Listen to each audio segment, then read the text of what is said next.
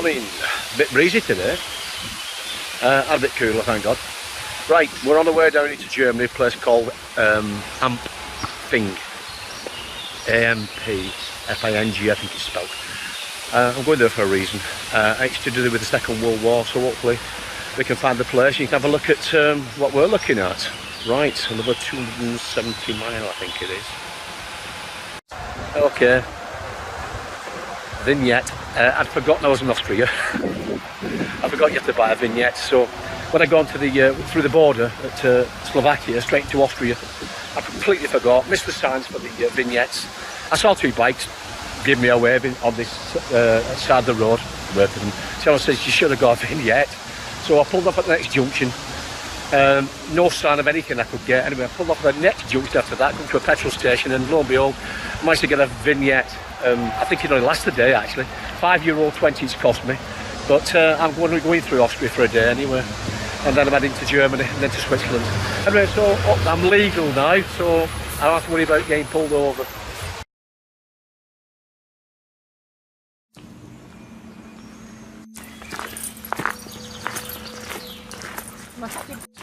Right, we've come to a place called Ampfing in Germany. I think it's in Bavaria. I think we're in Bavaria actually. Right, somewhere in this woods, something extraordinary was built near the end of the war. I think about 1944. But come along and have a look at what we're going to look at. Near the end of the Second World War, Germany's resources were running really low. The Allies had bombed them quite well, so they ended up having very, very low resources. But Hitler was fascinated with what they call wonder weapon. So wonder weapons are like V1, V2, V3, which was the somebody down there. Is somebody down there? V3 was the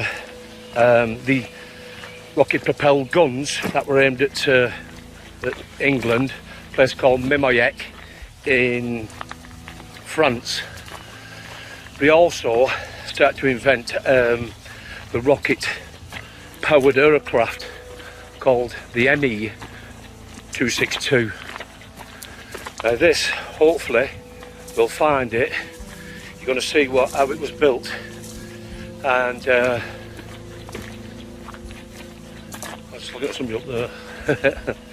Anyway, we'll have a look for this place now. So come along and have a look at what Hitler's war machine were trying to do near the end of the war. We just come across a gentleman. He's got a scythe and he's cutting something down. I'm not sure he's cutting down, but I've spoken to him. He can't speak English. I can't speak German, but I've got what he says 500 metre, which is about, I'm going to guess, 500 metres. He asked me where I was from. England. And I just said, like, you know, come to look for the dome. He went, hi, bunker, bunker. So he just told me where it is. It's down here somewhere, so we'll find it. Well, this is what I'm looking for anyway. This dome was constructed so that the Nazis could build the aeroplanes, the Me-262 jet engine planes under here. What's that like that?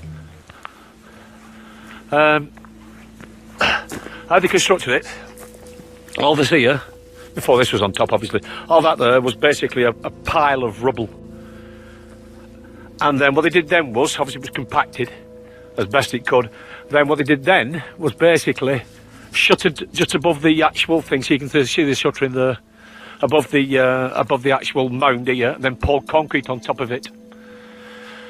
Then once it's set, basically they just dug underneath it and they started to obviously start to build the planes, or sections of them anyway. The reason why they did it this way was because they were running out of resources. The Allies had bombed the place to bits. They bombed Germany, they bombed all the places where they could make all these war machines. So, and the Germans did a lot of digging underground. But obviously because of resources, decided to do it this way, which was the most simplest way, I think it were, at the time, because of lack of resources. Now, I think that there that section there where there's nothing left of it. I think the Allies at the end of the war basically blew it up. That's got to be 3 metres thick. Got to be. Now then, the thing sticking out there, the piece of rebar sticking out, I think it was so they could camouflage it as well. But looking at this now, and if you look on Google, it's very well camouflaged. It's hard to see really. So at least they were doing a good job at the time. You can see the size of it, it's massive. Absolutely gigantic. I think there was a few of these actually made, but this is the only one that's basically survived after the war. The ME262 was produced in order to try and win the war for Hitler. Beside the wonder weapons I mentioned before, which was the V1, V2, V3 guns at Mimoyecques, and the ME262. That was one of the very first ever jet fighters. There was another one made by the Germans, can't remember what it was called, but I don't think it was in mass production. I might be wrong, but I know the ME262 was. I think Hitler wanted it as a bomber, if I remember rightly, or was it a fighter? One of the two. But it didn't succeed anyway, it was just completely outnumbered. I think it went something like at least 100 miles an hour faster than any of our planes. These things round me here, basically, I think that's another dome that's been destroyed. See the thickness of it anyway. It's huge. I've stood on top of the domes that was destroyed, as I said before. That's the only one that's left standing.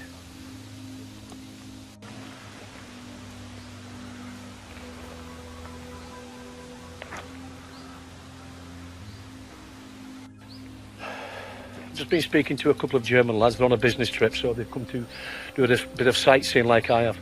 They were saying that where I was standing before, which is over there, it was the dome like this, but the Allies blew it up. You still walk on it, it's easy to walk on. And again, they tried to blow this up, but for whatever reason it is, they didn't succeed. Right, I'm partway up the back of the top of this dome. I'm going to carry on now.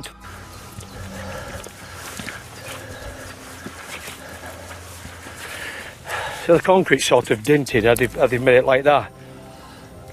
A lot of the time they do it so, two things. One, it did bring the reflection up of the sky, so it's less chance of being seen, and it would also pick up foliage so we could grow on it to try and disguise even more. And these here, so you could put a net on it. Oh, Christmas trees.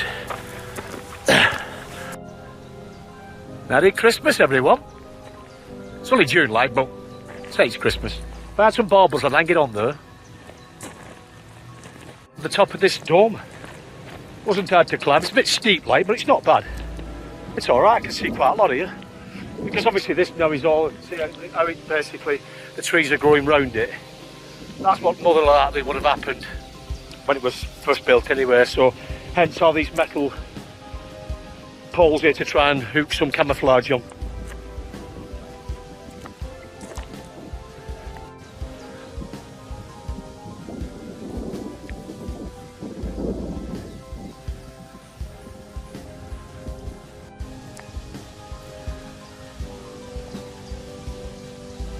Right, now to get down without falling and break my bloody neck.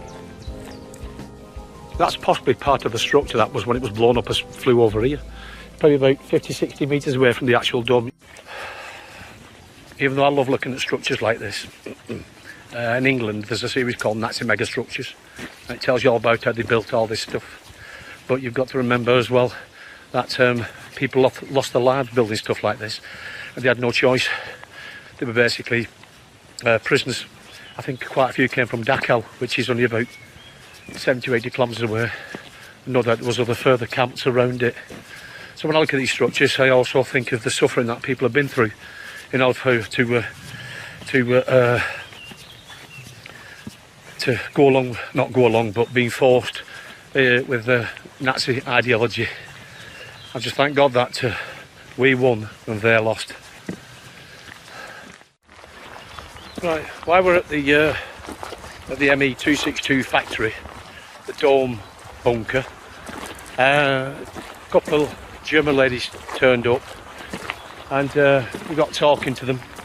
Very broken English, but then again it's way better than my German, which is virtually nil. And they're saying there's trying to explain something the other side of this forest, and you can walk then down to the memorial site. So that's where we're going.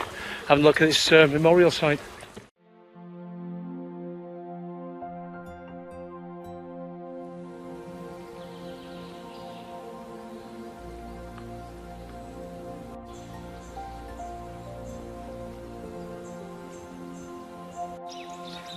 We're now at the mass grave of these workers who built the dome bunkers.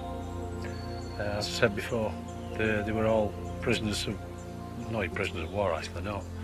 Basically, there were a lot of Jews. You can tell that because these pieces of tree have stones on them. You see there. And that's usually the Jews do that. If you go to a grave and you see a stone on top, it means that if somebody has remembered them, saying they've never forgotten them. So there's quite a few here. I've got stones on top.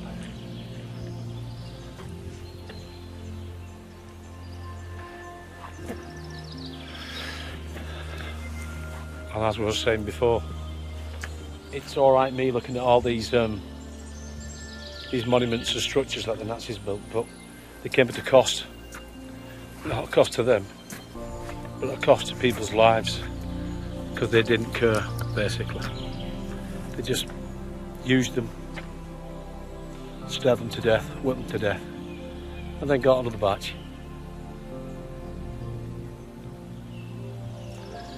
The evil that men do to each other.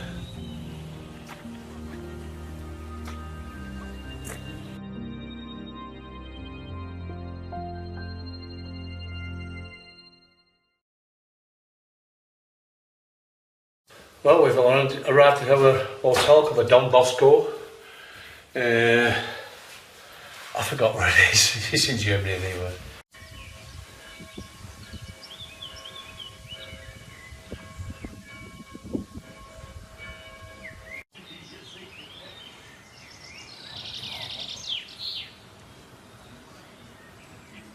We've come down to the cellar, as the girl who just served our dinner says, get anything you want and just write it down, whatever you've written. So basically, it's an honesty list. Okay, so I think I'll have 2 of them for the price of 1, and 3 of them for the price of 1. No, I'm only kidding. Right, beer. Weiss beer, you don't like? Beer, Weiss beer. I don't like Weiss beer. Yeah, wheat beer, in other words. And that's Becks and different things in there as well. Get one of them. I will in a minute. Oh, there's a thing. Hold on a minute. That's got fruit in it, got lemon in it, I think. Oh, right. I'm guessing lemon. Just remember the Grolsch bottle. Look at that. You've got like pop and water in there, I think. You can see it in the huddle, really, and then that's the what's this one? Is that the wine? No, what is it? Rhubarb. Rhubarb. What, rhubarb wine? It says rhubarb, I don't know. Oh, I'm only guessing. Oh, it's got a percentage. No, I think it's just like a juice. Like an apple juicy rhubarby thing. Oh, it's a Corona, maybe. You prefer Corona? Yeah, I've seen that before, actually, yeah. Have a Corona then. Corona. Oh, that's Cavonia, isn't it? Come on. Come on. Cheers, everyone.